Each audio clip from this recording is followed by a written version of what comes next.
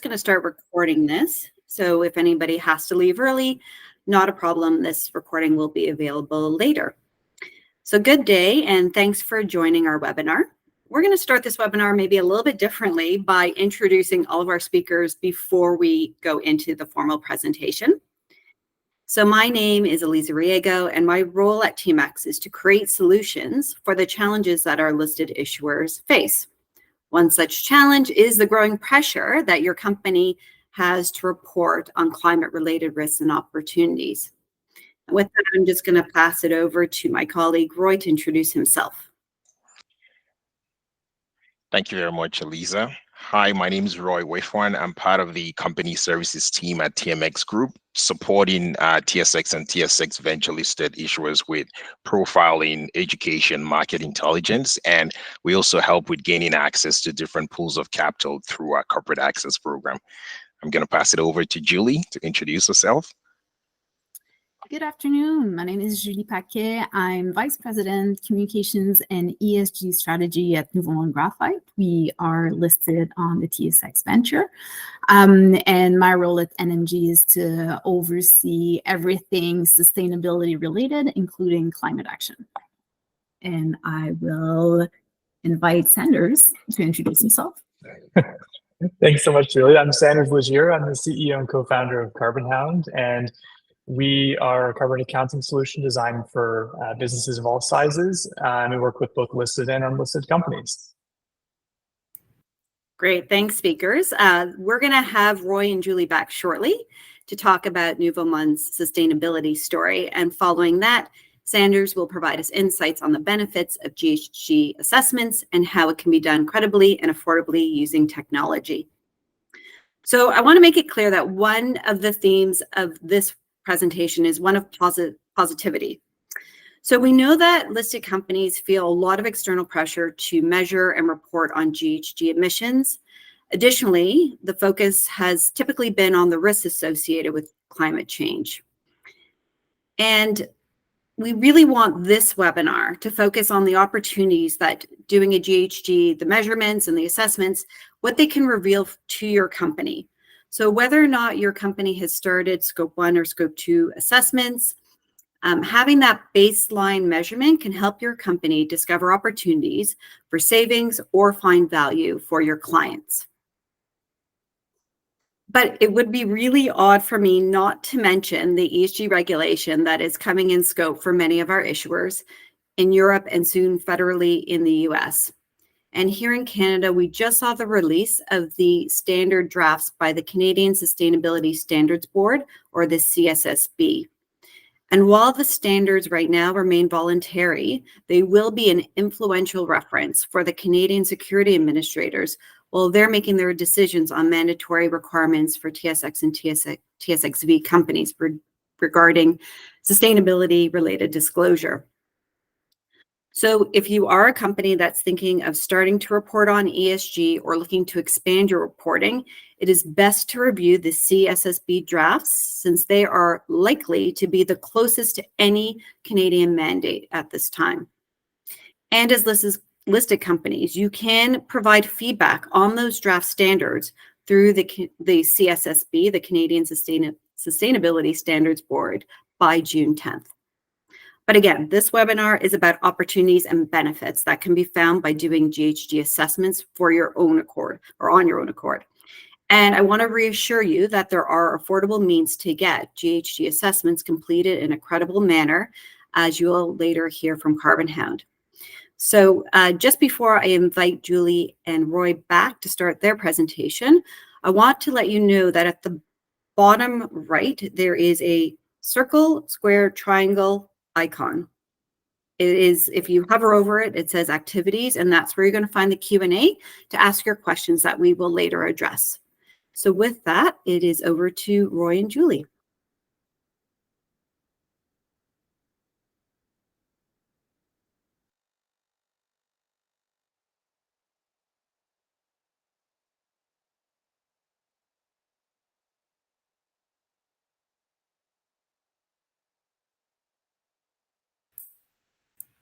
Give us a sec. We're just waiting for Roy to come back on.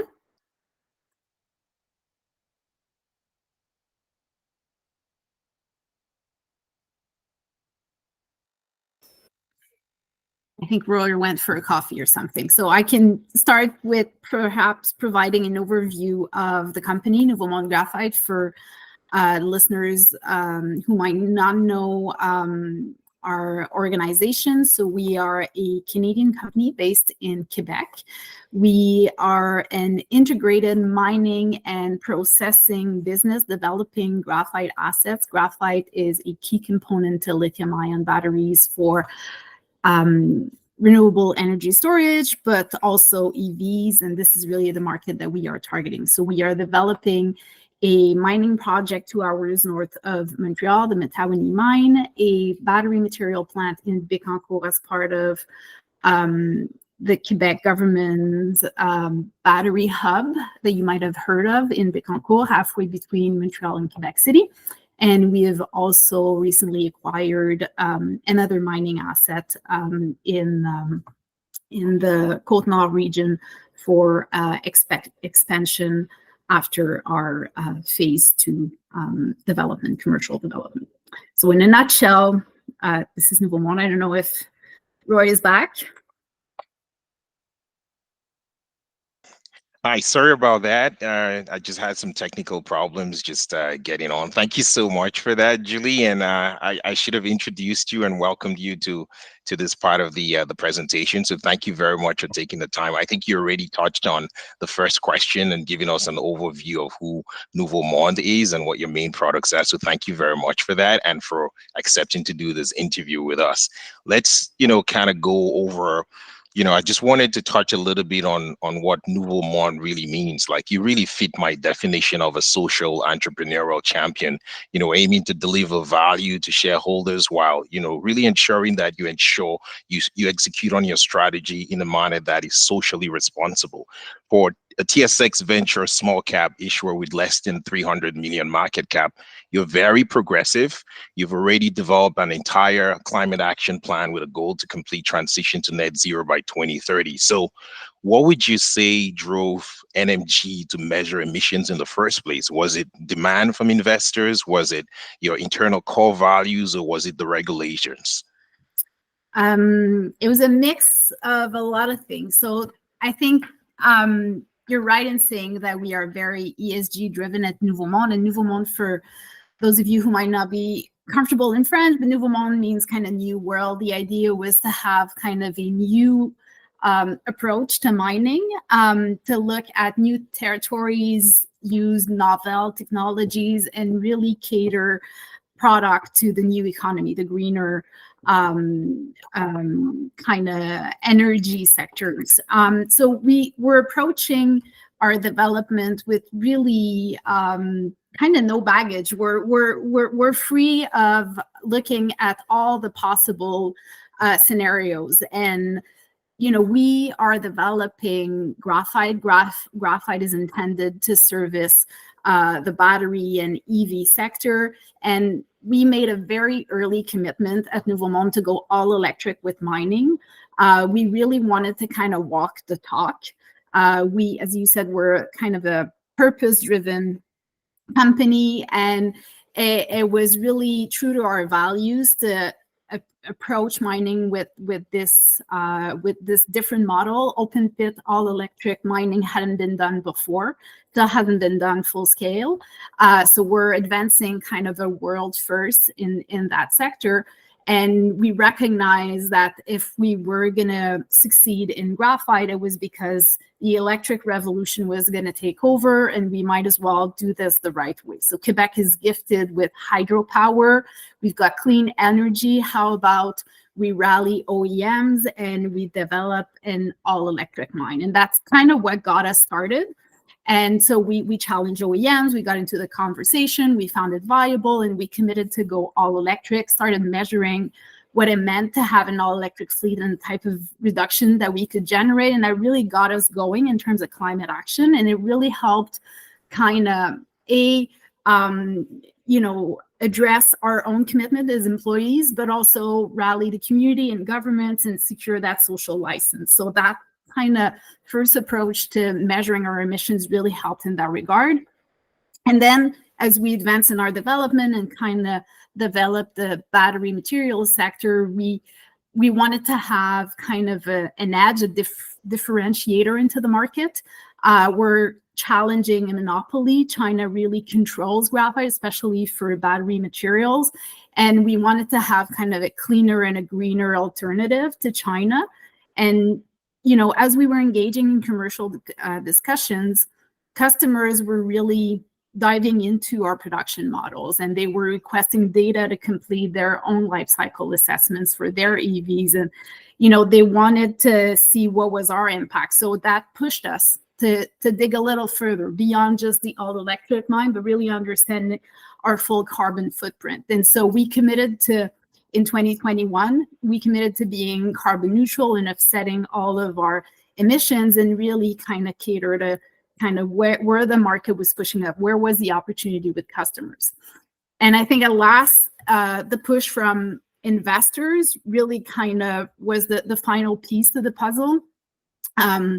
We were, you know, there were requirements from ESG commitments that we had made or certification that we wanted to attain. We started ESG reporting and CDP, and through that exercise, we kind of fully embarked on the journey and started mapping our climate action plan and really implementing some of the initiatives to get to the net zero in 2030. Thank you very much, Julie. I think you kind of summarized it, but if I were to say, well, it's a combination of all of those factors. I was reading an article in the Globe and Mail on your company's ESG mindset when your CEO, Eric Desaulniers, said carbon neutrality is not a goal, it's a foundation. That really only tells me one thing, that sustainability is really at the very core of your corporate strategy. And I think that's the mindset that every issuer out there needs to have. So if you look back at your journey, what would you consider the most challenging aspect of the process? Data. No, clearly data is the challenge. It's collecting the data, understanding the data, calculating, projecting, everything data is a challenge. And I'll be humble, like I don't have the technical environmental background to drill into those calculations and flip through the GHG protocol. So I really had to immerse myself and seek help from consultants and documentation and start engaging our internal teams to understand, you know, what were our processes and what reagents were we using and what was our full list of equipment on site. Was it diesel based? Was it electric? Like really, you really need to go into the full details when you start getting into it. So that on our end, that was the challenge. And I think for a lot of issuers, it's also going to be where the challenge lies.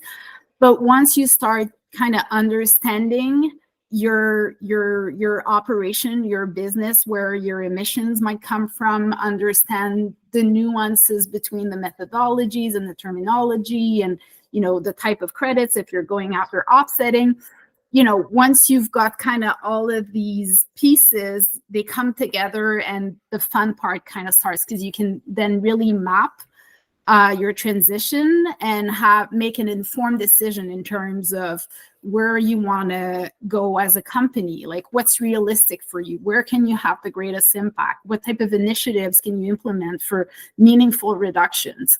So I think it's a process. The beginning can be a little rough, but once you've got all of that data and it's kind of digestible, it gets easier as you go.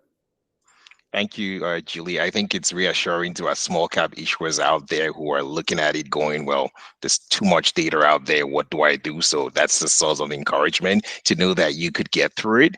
I just want to shift gears a little bit to talk about impact, right? You know, what has been the impact of your sustainability strategy on your business? I know Nouveau Monde recently agreed to sign that multi-year, you know, supply agreement with GM in parallel with the offtake agreement with Panasonic.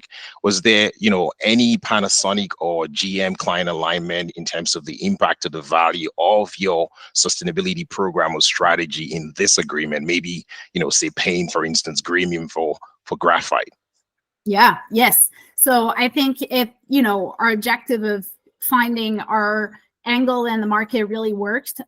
We got calls from, you know, all major battery and EV manufacturers over the recent years, and found in Panasonic Energy and GM partners that really rallied around our vision for carbon neutrality, and we're seeking responsible suppliers to reduce their own Scope 3 emissions. Specifically, Panasonic has been very proactive on that and is committed to halving their Scope 3 emissions by 2031. They were looking for alternatives, and we were ready to go with a carbon neutral product. We had done our own work. We were ready to engage and deliver on those commitments. So for sure that helps kind of strengthen our commercial discussions, but also find partners that were willing to commit for the long term, recognizing that yes, it might come at a different cost, right? Purchasing graphite in Canada with a carbon neutral footprint,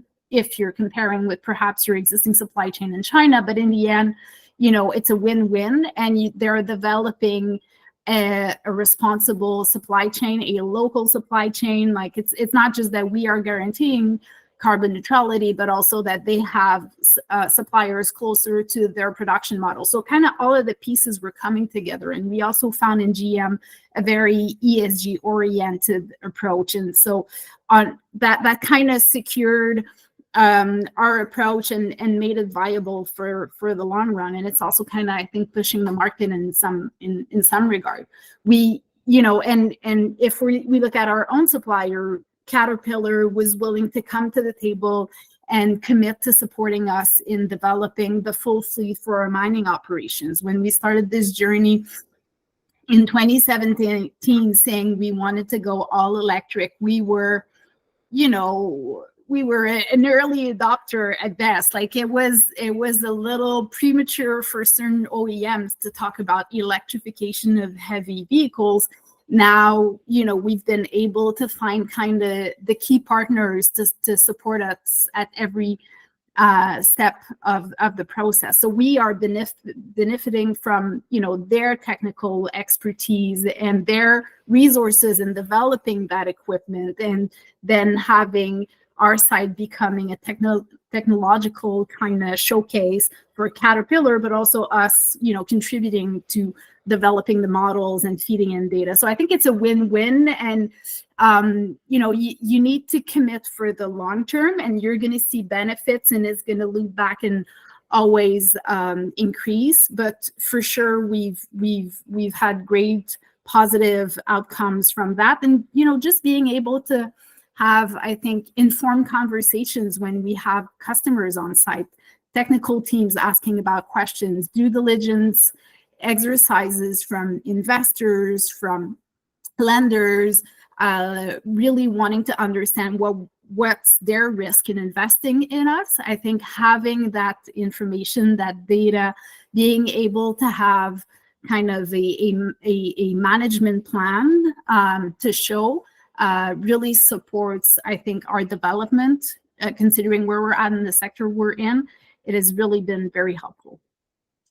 Thank you very much. I don't know if we have time for this, but could you just touch on very briefly, what the impact has been on, your employees internally with, going through this journey with sustainability? We've been very fortunate that employees at Nouveau Monde have rallied behind our vision and are very supportive of our sustainability commitment. I think having the data and doing the work in terms of understanding our carbon footprint has helped kind of pinpoint opportunities and have active engagement with the technical teams in terms of where are opportunities for reduction, and really brainstorm ideas or alternatives with them. So that has been helpful in that regard. On the kind of more employer of choice approach, it has really helped in terms of, I think, recruitment and positioning of the company. Employees are very proud to work for a carbon neutral organization, an organization that is very proactive on climate.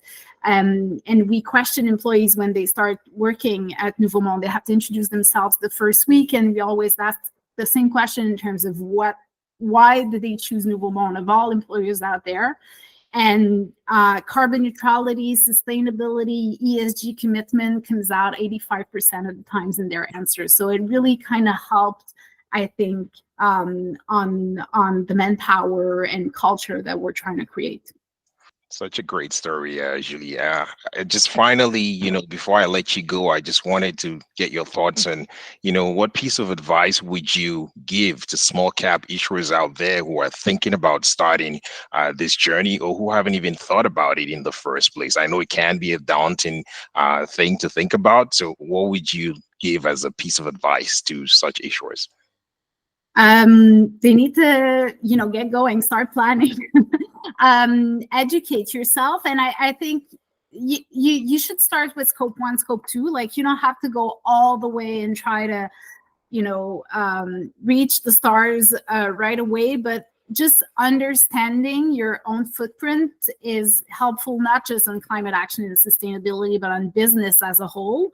And it really is a worthwhile exercise. So I think it's about, planning and taking small bites of the elephant, that you'll get through it, and going and finding the resources, the consultants to support that journey really is worthwhile when you get started, I think, to ensure that you have all the information, because you might not know all the intricacies, and it's normal when you get started, but having the right people accompanying you will help identify what's in perhaps your blind spot.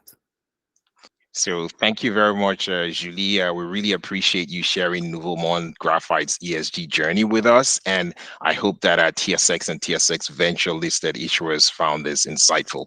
I'm just going to hand things off to Sanders now to talk about Carbonhound and their solutions. Thanks a lot.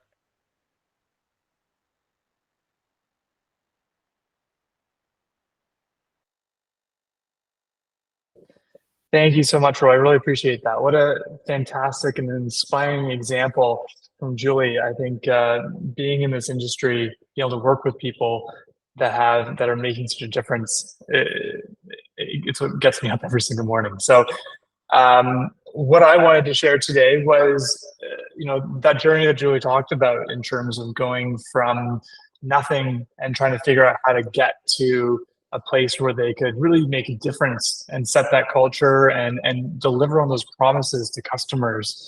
The question that we get a lot of the time is, okay, why should I do this? Is it going to impact me? And how do I get started? So what I wanted to begin with is just talk a little bit about regulation, not spend too much time on it, but basically, if you look around the world, whether it's India, Singapore, almost every country in South America, Hong Kong, Europe, in California, Canada shortly, there are more and more regulations that are coming into place that are requiring what's called Scope 3 reporting. So over the next 4 years, there's going to be more than 55,000 companies that are going to be forced to do Scope 3 reporting. And just in case everyone here is in the GHG accountant like us, what that means is that they look at everything that isn't within the four walls of their business. So what's the impact of their purchased goods and services? What's the impact of the use of their product?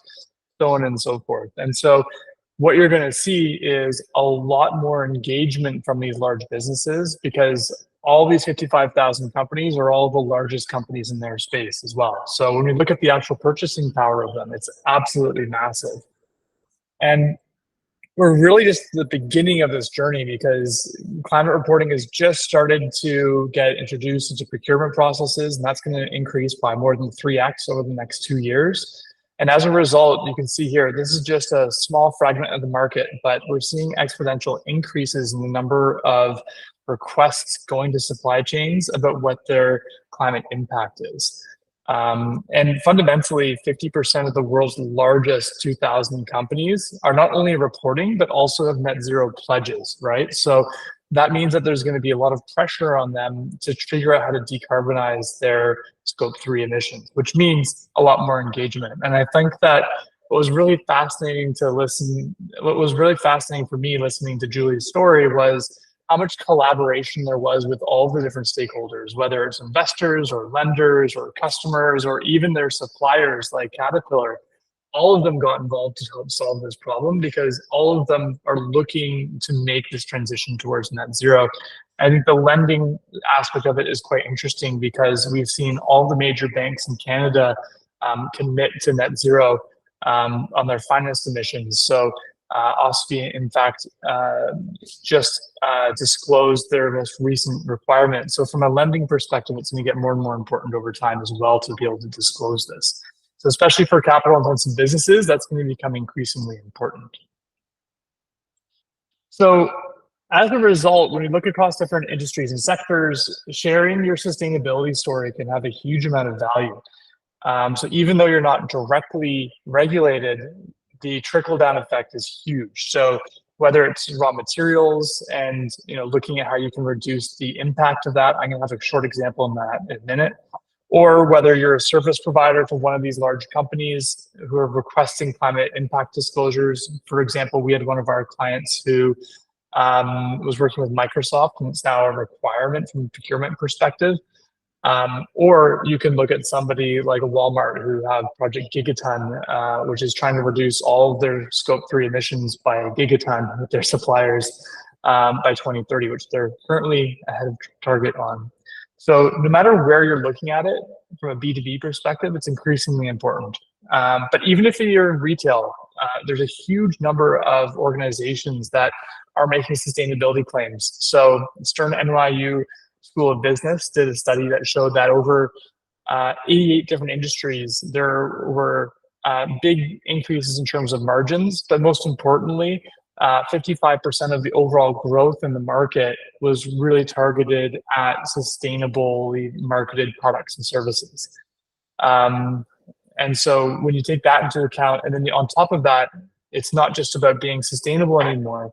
The market is starting to learn more and more about these claims.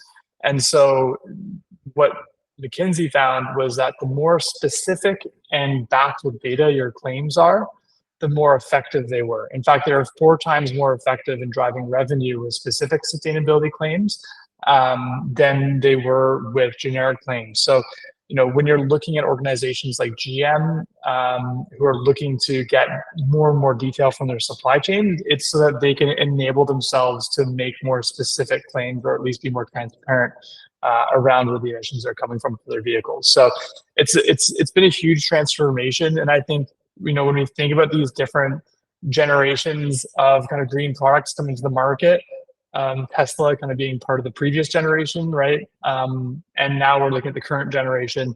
And the big difference is that there's increasing demand from the end customers, whether it be the businesses or the direct-to-consumer businesses themselves. So there's a lot more customer pressure, which then creates, obviously, if there's customer pressure, then there's pressure from an investor perspective as well to make sure that you're capturing that value for them.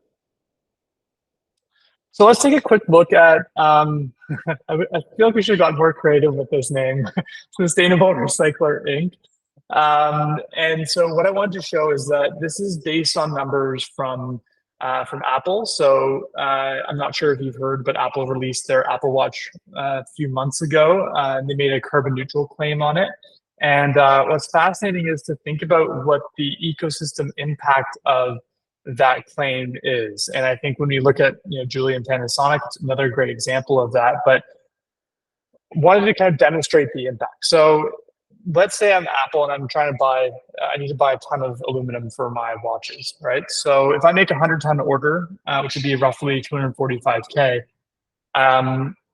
if I look at the cost for me to offset that, so Apple has an investment scheme that roughly buys offsets at about $200 per offset. So that would cost them more money than what the actual aluminum would cost them. So it cost them $319,000 to get to net zero and $245K just to buy the aluminum. So if we compare that, so it's no surprise as a result that they're looking at recycled aluminum. So now all of their aluminum in their products is recycled, right? So the intensity of that is 5.22 tons per ton of aluminum, which means it's almost 2/3 better for the environment than building something that's virgin, buying something that's virgin. And the costs are 1/3 as well to get them to net zero. So that means that instead of $564,000, it's almost half that at $284,000. Now, what I think is particularly interesting is, let's say we're Sustainable Recycler Inc. and we've invested, just like Nouveau Monde Graphite has, in sustainable solutions. So all of a sudden, let's say we can get a 20% more efficient process as a result of electrification, that means that same 100-ton order is now $24,000 less than my peers who are recyclers. So it starts to really add up, and it allows you to either increase the value of your product or really win more deals with these larger greening supply chains. So it's a really fascinating example. But the real challenge is that the credibility of your climate reporting is really critical to realizing that business value, because we're living in an extremely high expectation but low trust market, right? Where the consumers of climate data, whether it's investors, lenders, or customers, they have extremely high expectations but extremely low trust. So it can be really difficult to know where to start. It can be frankly scary to know how to start sometimes. It can often be expensive and time consuming. And I think Julie mentioned this as well, but there are a lot of standards that are out there, right? So how do I know which one is the right one for me to meet? How do I know that I'm not going to be pulled up in front of my investors or make a claim that's inaccurate, which has increasingly larger consequences, right? So in Europe and the EU, there are requirements around disclosure, same thing in California, in terms of transparency around how you get to those claims that you're making on an environmental side. So what are the typical paths that people take? So it could be, often we've seen companies doing internal team spreadsheets, so just grabbing some spreadsheets from GHG protocol and trying to figure it out themselves, which is fair enough. I really love that, because it shows a certain level of passion for trying to get a handle on it. And frankly, it's a really easy way to start to create a little bit of education and momentum in the organization. But the challenge is that it's often not fit for purpose when you're looking to share it with those really important stakeholder groups.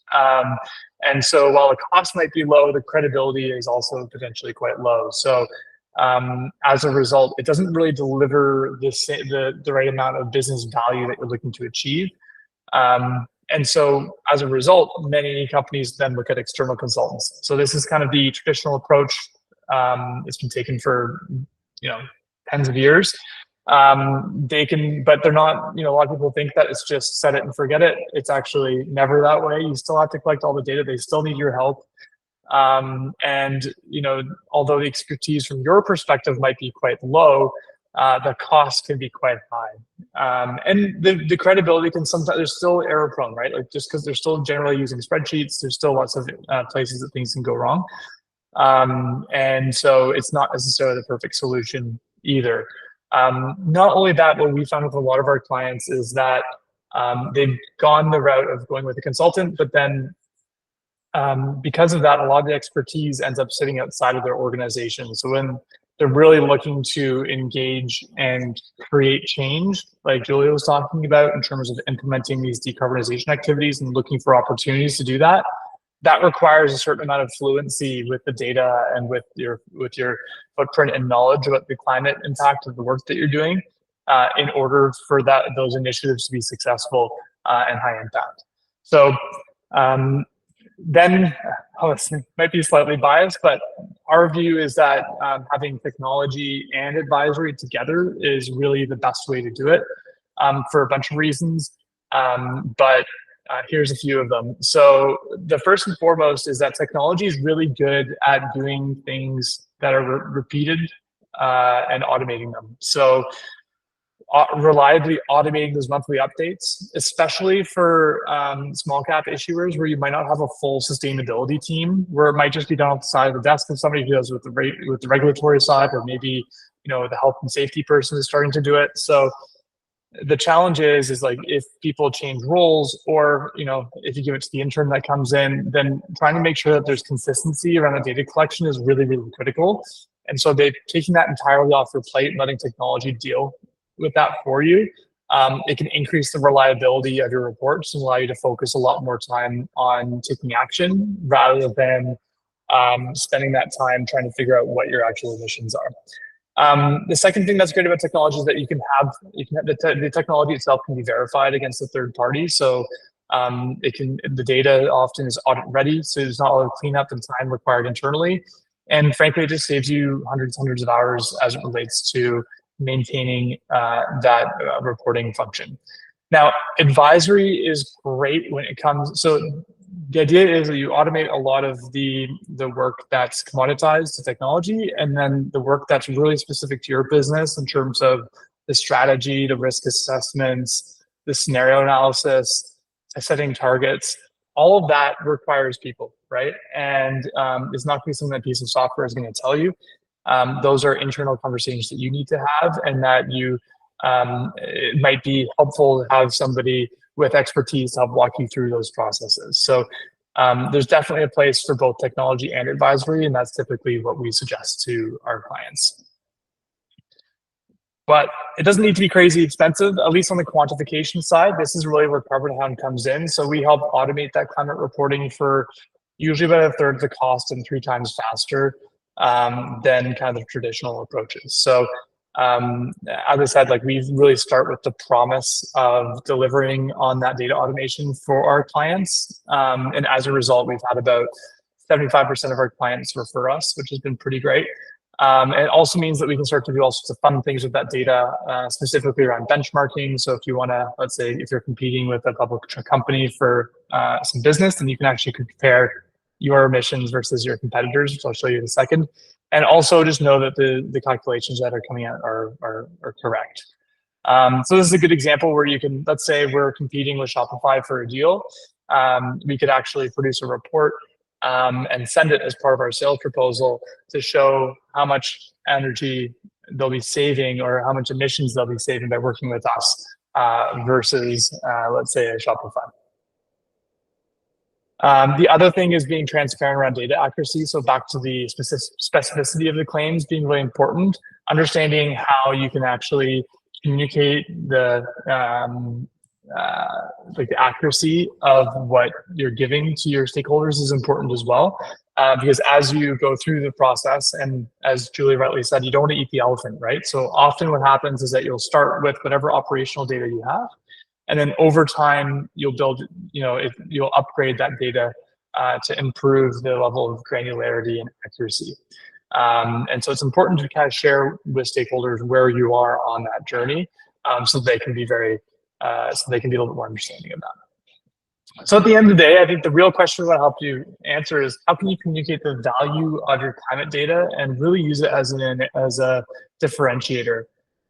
Whether it's customer, stakeholder, marketing content, the use of climate, not price, as a negotiation lever, responding to climate questions from investors, and the ability to do it with confidence to help build your business.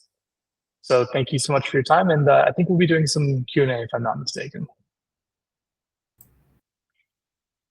Yeah, thank you, Sanders. Really appreciate it. And I think that Lauren may be able to provide us with some of the questions. Again, if you have a question and you weren't on earlier, in the bottom right-hand corner, there is a triangle, square, circle icon called, if you hover over, it's called Activities. And in there, you'll find a Q&A, I guess something to launch the Q&A where you can pose your questions. So I don't know, Lauren, if you have something, but let's see, let's hear. Yeah, so we've got a question here in the chat for Julie. So yeah, it's just more of a comment, and so Julie, I'll just give you a moment to read that, and in the meantime, I'll ask another question to the group here. So just curious. Sanders spoke about this a little bit, and Julie, obviously the focus was on the mining industry. Are there particular industries or sectors where this kind of pressure or the value of climate reporting is being kind of weighted more heavily, or is seeing a bit more traction? I'll throw that out there to anybody.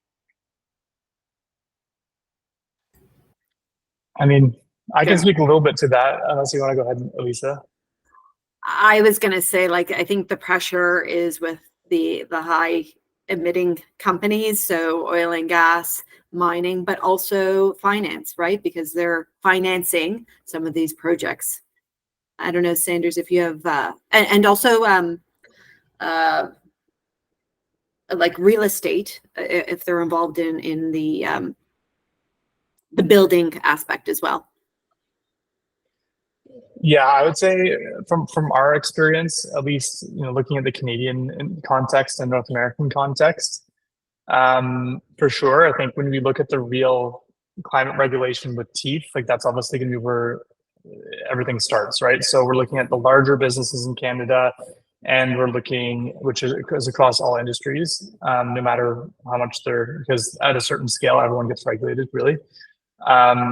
And then when you look at the US, you got the California regulations as well, which is any company that's $1 billion plus in revenue that is looking to do business in California has to report their scope 1, 2, 3 emissions. So I think we divide everything up into two different categories. One would be the regulated environment, and one's what we call the voluntold environment. And so I think what we're seeing in the regulated environment is that we're quite cross-sectoral as a result of some of these regulations. But then in the voluntold market, you're seeing very specific industries, whether it's, primarily like manufacturing. So food manufacturing, we're seeing a lot of due to the Walmart and Costco commitments that have been made. And then when you look at auto manufacturing, pretty much all of the large automotive companies have committed to net zero as well. So, manufacturing side seems to be a big focus for many organizations to get their GHGs in order. Awesome. Thanks so much. Got a couple of questions for Julie here. So just the question here is, was it difficult to secure large industrial machinery and equipment that met your needs for net zero emissions, given that the vast majority of heavy mining machinery tends to be dependent on diesel and other fossil fuels? Yes, the answer is yes. Yes, it was difficult, and the main difficulty was we were too early in our commitment. OEMs weren't getting the same pull from other customers. There were much more kind of requests for small mining equipment in underground mining because the trade-off was really easy because of ventilation. And so the investment was worthwhile for other mining companies. Open pit mining had kind of never really been an issue. So in 2017, when we said, let's go all electric, we kind of started engaging with all the big OEMs, and nobody was really, they were entertaining the conversation, but it didn't really made sense business-wise on their end. And we decided to invest in R&D and started converting an existing truck and trying to do it ourselves.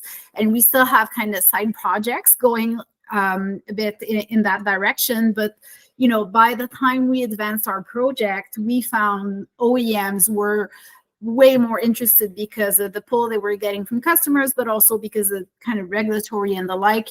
And Caterpillar really kind of committed to the journey with us. And, it really was a win-win. They needed kind of a not too big of a site to develop a variety of equipment. We needed expertise, technology, resources. And so we've really established that great partnership, and whatever will be developed for our Matawi mine will then be deployed across the world in resource industries for Caterpillars. That really is like a meaningful impact that we can have on emissions worldwide. That's really cool. It's just another layer of the story that I think is easy to get lost when you tell the high level story, but that ripple effect impact is really, really cool. As part of that, there's a question around how your role has changed and evolved as the journey of sustainability and working towards net zero has happened for you. Yeah, I think I feel sustainability is about problem solving and finding opportunities, right? And seeing other angles to the same problem. So I love this work, and it's multifaceted. I think the greatest change or challenge I've seen in kind of perhaps the last year and a half is about now moving towards integrated reporting and making sure we educate our people and align with finance in terms of where we're going. In some regards, ESG has been kind of seen as, yeah, sure, like you're advancing initiatives, but we're actually doing the work, and we are doing like meaningful reporting, and now we're all moving in the same direction, and we're looking at business holistically, and we need to align controls and system and everything internally. And this is where I think the greatest challenge lies for sustainability leaders out there, as we embark kind of in the next phase of the journey. Nice. Yeah, that's great. I think for people in sustainability roles, the first hurdle is getting people interested in sustainability, and then the waterfall of work that follows is a whole other beast, if you will. Great. Just a question for anyone here on the panel. Maybe Sanders might have a bit more insight, but Julia as well. Can you elaborate more on why Scope 3 emissions are important right now? Is there sort of a financial implication? Are companies taxed more based on their Scope 3? Are there other direct implications on their business due to Scope 3? I think Sanders, you're on mute, but I think it's more in line with part of your presentation about Sure. kind of that trickle-down effect. Yes, I think there's a bunch of reasons, right? So I think that we're at the stage now where there's been enough disruption due to climate, physical risk, and transition risk that quantifying that risk is really important to investors. So climate risk is investment risk, and so the challenge is that as we start to see more and more reporting. So first of all, why is it important now? The simplest reason is that there's much more regulation that's forcing that reporting. And so that's why it's important. In terms of why that regulation is coming in, it's because of the risk that it causes to the operations of that business, right? So for example, there's one of the main reasons why we might want to look at Scope 3 is because we don't want companies to just be able to, let's say, sell off pieces of their company and then just offload all of their dirty operations to other companies that they're still using and buying services from that are part of their Scope 3. But since they sold them off, they're no longer part of their operations, and therefore they would be just Scope 1 and 2. So it's part of it is trying to figure out like what the overall impact is on the company, and what the risk is within their supply chain. And then the other thing is that with 92% of the world's GDP committed to net zero, there's increasing regulatory risks and costs as we see more and more, whether it's carbon border adjustment taxes like we're seeing in the EU, or whether it's cap and trade systems that we see elsewhere in the world. There's more and more costs to high emitters as well. So all of that needs to be quantified, and understanding it is quite important for stakeholders of all ilk. And for this audience in particular, being small cap, I think they get wrapped up into this conversation because those large cap companies that are feeling the pressure to do Scope 3 then have to look within their supply chain value chain in that assessment. And that's where smaller cap companies may be asked for their Scope 1 and Scope 2 in order for the larger company to finish their Scope 3. Yeah, and fundamentally, I think when on average, about 85% of a company's emissions are in its Scope 3, right? So it's a pretty material part of that disclosure. Now, you're seeing in some jurisdictions, they're just asking for Scope 1 and 2. And that's because they just want to get understanding of what's in the four walls of that business. But generally what's happened is because some large markets, especially the EU, especially California, especially some of the Asian markets as well, are requiring Scope 3 as well. It's created a new standard across, a lot of those across, internationally, really. Great, thanks so much. Just building on that risk advisory comment that you made, Sanders, there's a question that asks if you can mention some of the difficulties in quantifying or assessing climate-based risk. Yeah, so obviously there's two different types of risk. You've got your transition risk and your physical risk.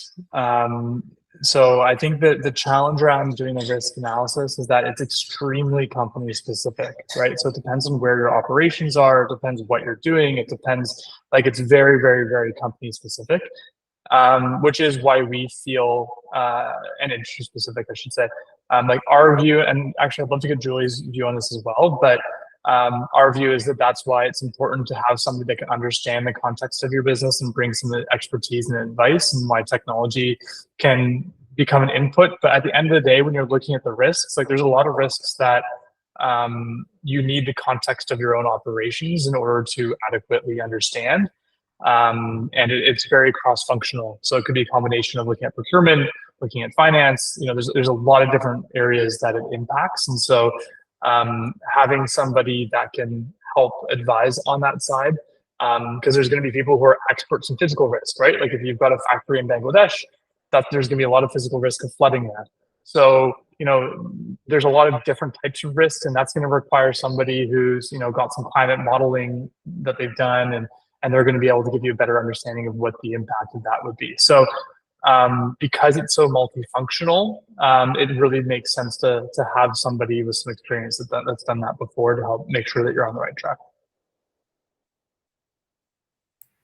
Lauren, I also noticed that we're out of questions, but I think it's perfect. We have 5 minutes left, and I really just wanted to say, before everybody leaves, and I want to thank everybody for joining and our guest speakers as well, but I hope that we've provided some inspiration wherever you are in your journey to even just take it a little bit further. And again, for your own purposes, what value can you uncover by starting looking at scope 1, scope 2, scope 3 even.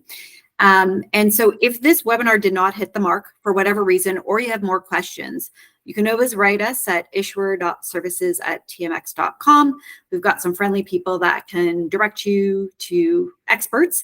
And we also have our ESG 101 repository, where we have experts like Carbonhound and others who can give you more insights, and we often leverage them for information.